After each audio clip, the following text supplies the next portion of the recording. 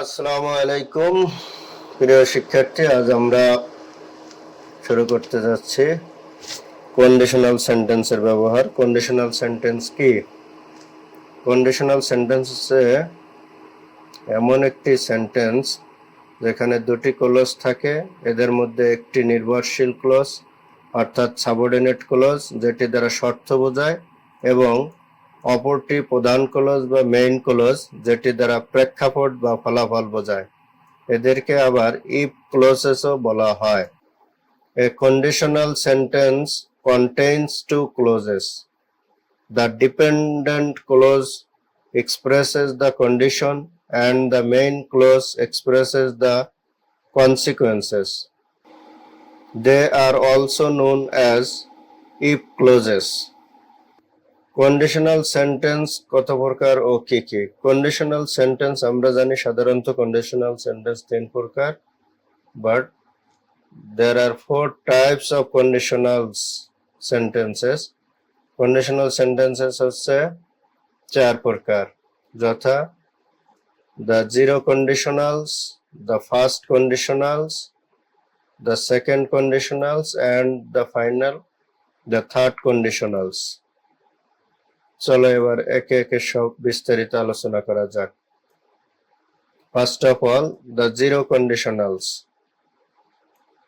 Zero conditionals হলো একটি zero conditional সেন্টেন্সে দুটি present simple verbs oblique sentences নিয়ে গঠিত হয়। একটি ইফ ক্লজ এবং অপরটি প্রধান বা মেইন ক্লজ। জিরো কন্ডিশনাল সেন্টেন্সে সাধারণত সত্য এবং অভ্যাস বোঝাতে ব্যবহৃত হয়। এটা তখনই ব্যবহৃত হয় যখন ফলাফলটি সবসময়ই হবে। A zero conditional sentence can be made with two present simple verbs or sentences. One is the if clauses and the another one is the main clause. It is used to express general truths and habits. This conditional is also used when the result will always happen. তাহলে zero কন্ডিশনের গঠন কি? Structure means গঠন প্রণালী। If plus present simple comma plus present simple, অর্থাৎ if যুক্ত ক্লজটিও present tense হবে এবং মেইন ক্লজটিও প্রেজেন্ট টেন্সই হবে। উদাহরণস্বরূপ, for examples, if it rains, water rises in the pond. if যুক্ত ক্লজটি প্রেজেন্ট ইনডিফিনিট টেন্স আছে এবং পরবর্তীতে যে মেইন ক্লজটি রয়েছে এটিও প্রেজেন্ট ইনডিফিনিট টেন্সই রয়েছে। যেমন if প্লাস সাবজেক্ট এখানে ইট এবং রেইনস এখানে ভার্বের প্রেজেন্ট ফর্মের সাথে এস বেস যোগ হয়েছে, অর্থাৎ if যুক্ত ক্লজটি প্রেজেন্ট ইনডিফিনিট টেন্স, তো মেইন ক্লজটিও সাবজেক্ট হিসেবে এখানে ব্যবহৃত হচ্ছে ওয়াটার।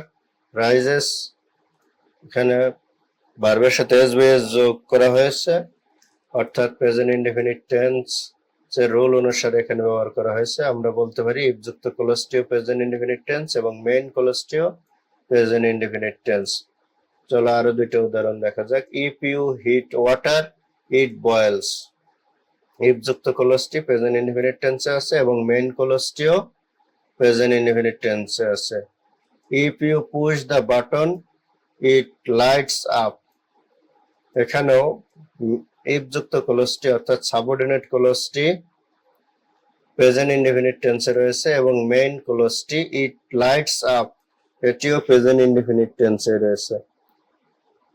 অর্থাৎ জিরো কন্ডিশনাল হচ্ছে সেই ক্লজ যেখানে দুটি ক্লজই, মেইন ক্লজ এবং সাবঅর্ডিনেট ক্লজ, দুটি ক্লজই প্রেজেন্ট সিম্পল হতে পারে, অর্থাৎ প্রেজেন্ট ইনডিফিনিট টেন্স হতে পারে।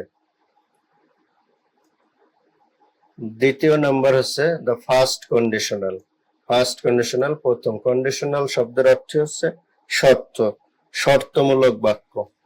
ফার্স্ট কন্ডিশনাল এ সাধারণত ইফ এর পরে একটি প্রেজেন্ট সিম্পল টেন্স অর্থাৎ প্রেজেন্ট ইনডিফিনিট টেন্স এবং তারপর যে মেইন ক্লজটি থাকে এটি ফিউচার সিম্পল ক্লজে থাকে। এইরকম কন্ডিশনাল সাধারণত ভবিষ্যতে হতে পারে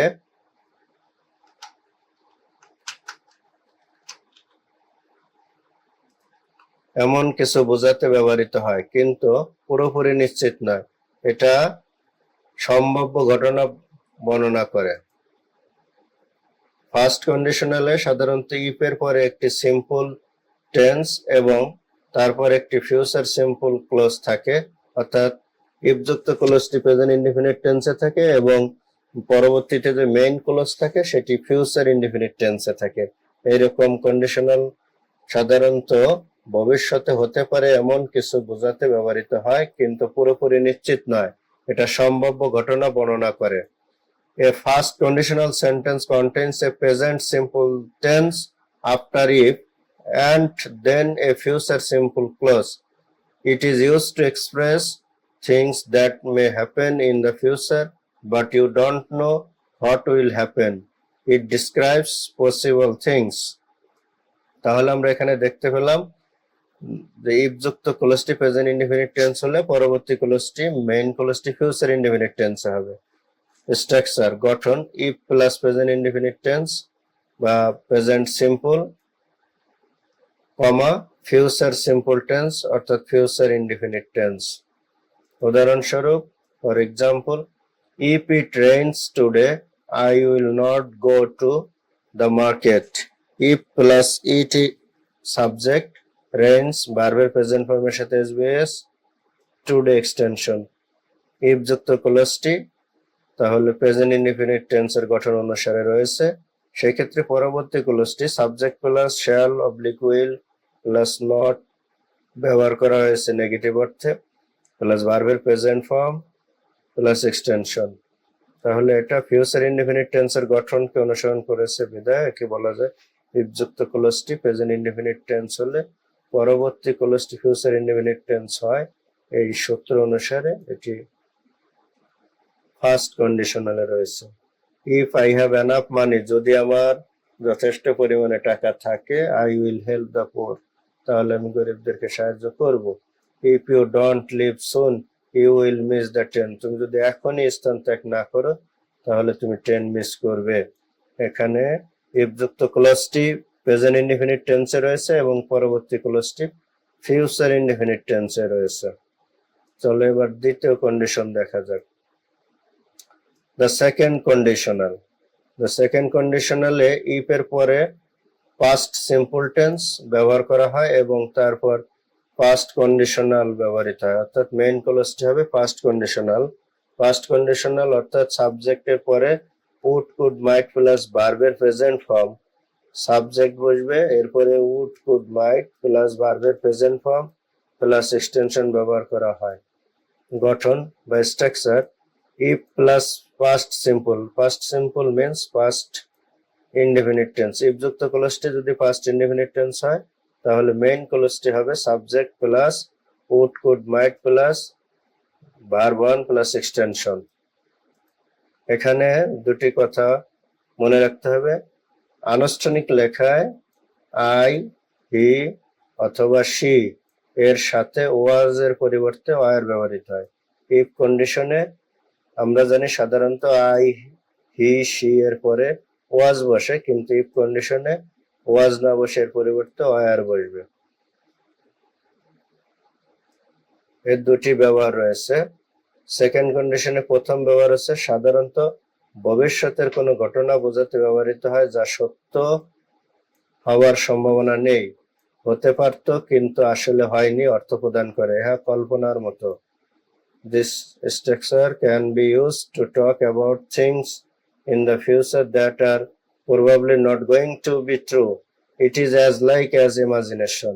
উদাহরণস্বরূপ, if I won the lottery, যদি আমি লটারি জিততে পারতাম, I would help the poor, তাহলে আমি গরিবদের সাহায্য করতাম। if যুক্ত ক্লোজটি past indefinite tense এবং পরবর্তী ক্লোজটি রয়েছে past conditional। আরেকটি উদাহরণ, if I meet the prime minister I would hug her. If he worked hard he would shine in life. উভয় সেন্টেন্সে ইফ যুক্ত ক্লোজটি পাস্ট ইনডিফিনিট টেন্স এবং মেইন ক্লোজটি রয়েছে পাস্ট কন্ডিশনালের সূত্র অনুসারে। তাহলে দ্বিতীয় কন্ডিশন হচ্ছে ইফ যুক্ত ক্লোজটি পাস্ট ইনডিফিনিট টেন্স হলে মেইন ক্লোজটি পাস্ট কন্ডিশনাল হবে, অর্থাৎ সাবজেক্টের পর উড অথবা কুড অথবা মাইট প্লাস ভার্বের প্রেজেন্ট ফর্ম প্লাস এক্সটেনশন বসবে। আচ্ছা, দ্বিতীয় কন্ডিশনের দ্বিতীয় গঠন অনুসারে আমরা দেখতে পাই যে সেকেন্ড কন্ডিশনে স্ট্রাকচার পর বর্তমানের কোনো ঘটনা যা অসম্ভব বা সত্য নয় তা বোঝাতে ব্যবহৃত হতে পারে। যেমন if I had his address I would go to meet him. যদি আমার কাছে তার ঠিকানা থাকতো আমি তার সাথে সাক্ষাৎ করতে যেতাম। ইফ আই ওয়ার ইউ, যদি আমি তুমি হতাম, I would never go out with him, তাহলে আমি কখনোই তার সাথে বাইরে যেতাম না। If I had a plane I would travel the whole world, যদি আমার প্লেন থাকতো তাহলে আমি সারা পৃথিবী ভ্রমণ করতাম। এই সেন্টেন্স গুলো দ্বারা আমরা বুঝতে পারলাম যে ঘটনা প্রকাশ করা হয়েছে যা অসম্ভব বা সত্য নয় এরকম ঘটনা। চলো এবার তৃতীয় কন্ডিশন দেখা যাক। তৃতীয় কন্ডিশন হচ্ছে ইফ যুক্ত ক্লোজটি যদি পাস্ট পারফেক্ট টেন্সে থাকে, তারপর পাস্ট পারফেক্ট টেন্সের পরে থার্ড কন্ডিশনালে ইফ এর পর পাস্ট পারফেক্ট টেন্স বসে এবং তারপর পারফেক্ট কন্ডিশনাল অর্থাৎ সাবজেক্ট প্লাস উড হ্যাভ অথবা কুড হ্যাভ অথবা might have plus V3 plus extension ব্যবহার করা হয়। অর্থাৎ এখান থেকে আমরা বুঝতে পারলাম ইফ যুক্ত ক্লোজটি পাস্ট পারফেক্ট টেন্স হলে পরবর্তী মেইন ক্লোজটি পারফেক্ট কন্ডিশনাল হবে এবং পারফেক্ট কন্ডিশনালের গঠন হচ্ছে সাবজেক্ট প্লাস উড হ্যাভ অথবা কুড হ্যাভ অথবা might have plus V3 plus extension. It talks about the past and describes a situation that didn't happen and imagine the result of the situation. Third কন্ডিশনালে সাধারণত অতীত সম্পর্কে কথা বলে এবং এমন একটি ঘটনা বর্ণনা করে যা ঘটেনি এবং ঘটনাটির ফলাফল কল্পনা করে। যেমন if I had been in your position, যদি আমি তোমার স্থানে থাকতাম, I would not have gone there, তাহলে আমি সেখানে যেতাম না। If you had driven fast you wouldn't have missed the meeting, যদি তুমি দ্রুত গাড়ি চালাতে তাহলে তুমি মিটিং মিস করতে না। If he had left the place, যদি সে জায়গা ত্যাগ করতো, he would have board the palace. Thank you very much.